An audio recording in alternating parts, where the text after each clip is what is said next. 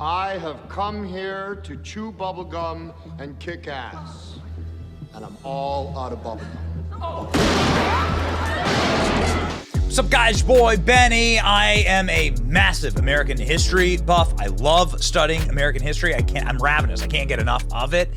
One of the coolest stories I've come across in recent memory is Jamestown, the first American colony. How that colony actually got up and started because it was on the verge of collapse. Effectively, everyone was dying. Nobody was able to really get anything to stick or get anything to grow or get anyone to even want to come there and help out. And so what the Virginia company decided to do back in England was to start giving away private property, giving away 60 acres apiece of land ownership in the New World. And so if you went to the New World, you'd get land. And then this created the incentive for people to actually say, wow, I can get land, I can get private property that's mine forever, and I get to keep it, and it's deeded to me. Well, then suddenly the floodgates opened, and people began traveling there, traveling to America from the old world to the new world because they could get property. They could have rights.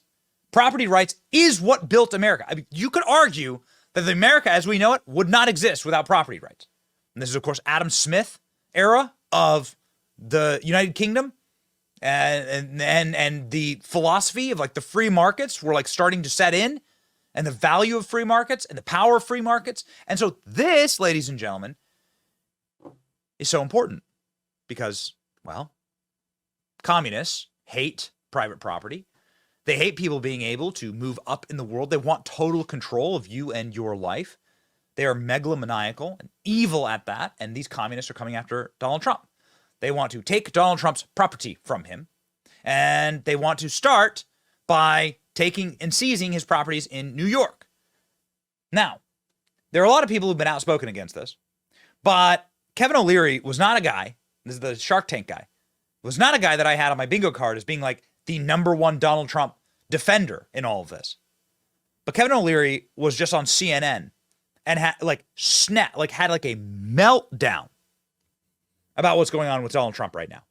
It is one of the finest CNN hits I've ever seen, and he just bodies this panel of super low IQ libs on this, saying it's absolutely horrific and it's un-American, and that nobody will ever invest a penny in New York ever again.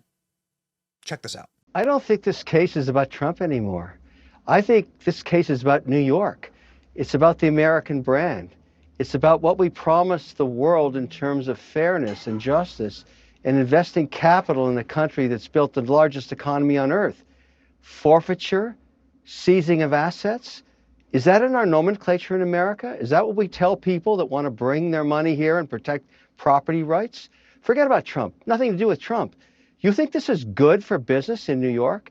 You think this is good for business in America? To take a law that we used to protect people against buying refrigerators at an overpriced value decades ago and apply it against an individual and then talk about seizing assets like he was in Venezuela or in Cuba?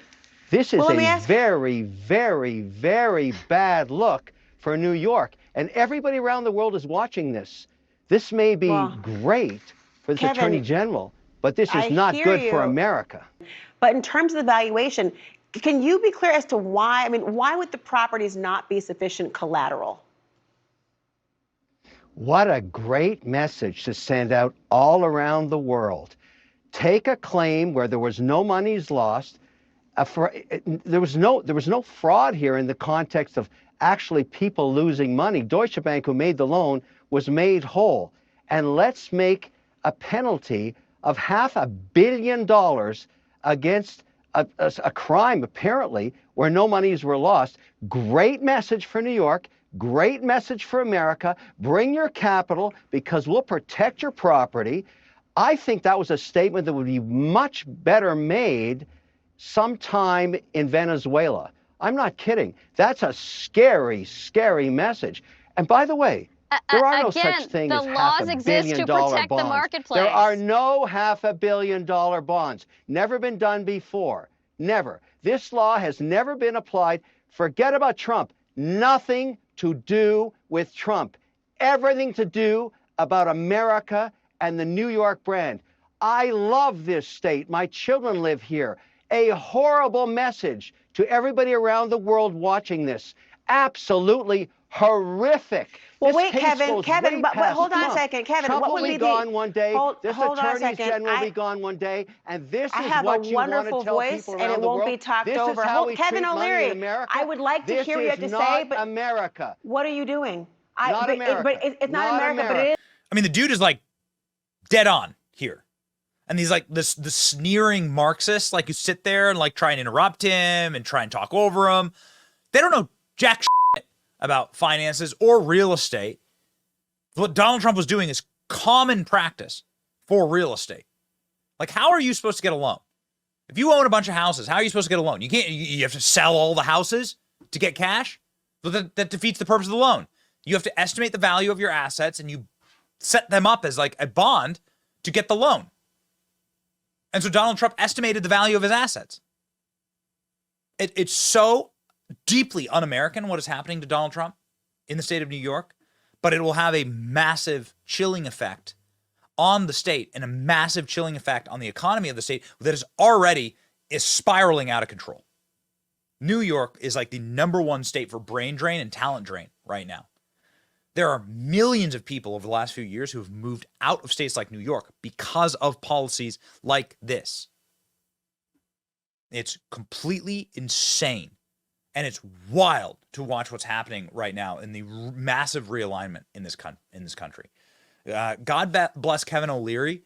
Kevin O'Leary was also on Fox News making very similar points recently. We love the fact that he was on CNN going sort of into the witch's kitchen there, but also on Fox News making a very similar point that this is totally and completely un-American what's happening to Donald Trump. That's why we should all stand against him. The silence on the left and many on the right, it's just chilling. They're Marxists. These people are dirty Marxists. Don't let the Marxists take over your country. God bless Kevin O'Leary. But more importantly, the message about the American brand.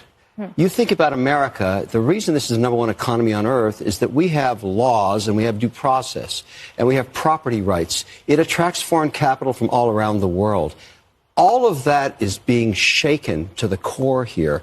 The concept of seizing assets in 30 days on a bond number that's never been issued. No insurance bond company's ever issued anything near this, so there was no chance it was going to happen. And only giving 30 days notice and time, that's a really bad message. And I think New Yorkers should think well past Trump. Whether he's president or not, or whether this attorney general is gone in 4 years or not, it's irrelevant. This is case setting against the American brand. The most stable country on earth, anywhere, to put capital to work over a long period of time, particularly in real estate, is the United States of America. This is an assault on what we believe to be core. And I find it extraordinary. I think it's very troubling. It has absolutely nothing to do with Donald Trump at this point, in my view. And it is completely bipartisan. This is an attack on America. And I don't know how you can look at it any other way. And as an investor, and I know plenty of investors who are completely disturbed by this. But, I mean, no one is going to put any money to work in New York in these amounts until this thing settles down. The whole world is watching, and everybody's waiting for one thing we haven't got yet: adult supervision. Where is it? Where are the adults in this crazy narrative? Certainly there's got to be adult supervision at some point. And I understand, you know, the war going on here and all the political yada, yada, woof, woof, woof.